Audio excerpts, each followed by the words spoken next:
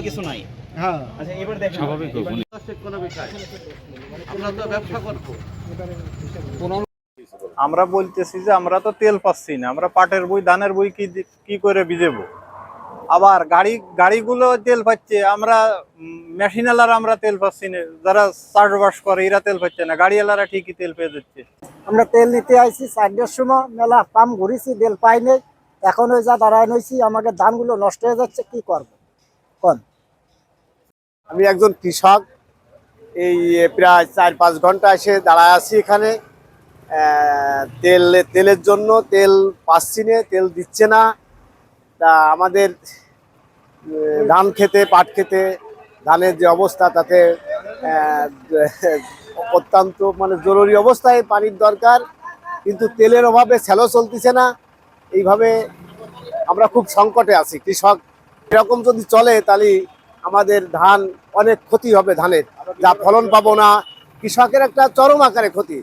নগদ নিয়ে এলো হার না মানা হার অফার।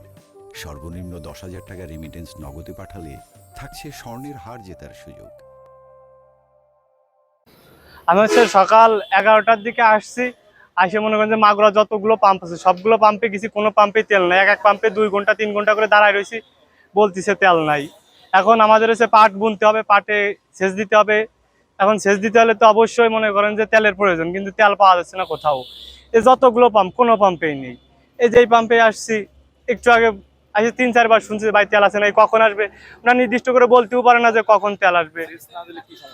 সেচ না দিলে তো আর পাট জ্বালাচ্ছে না, পাট না জ্বালালে তো আর চাষ করা যাচ্ছে না। এখন ধানের থোর আসতেছে, এখন যদি পানি যদি না দিতে পারে তাহলে ধানের বই ফাটে যাচ্ছে, ধান নষ্ট হয়ে যাচ্ছে।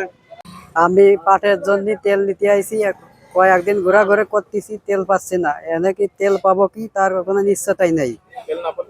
তেল না পেলে আমাদের পাট বোনা হবে না এখন। তারপরে সরকার এর ব্যবস্থা করুক। লাইনটা নিয়ে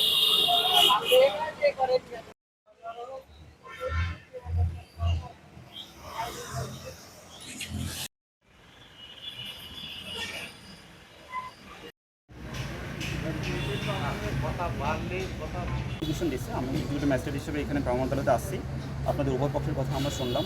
অন স্পটে যেটা পাওয়া গেছে সেটার উপরে ভিত্তি করে এই 32 ধারা লঙ্ঘনে 48 ধারায় আপনার আমাদের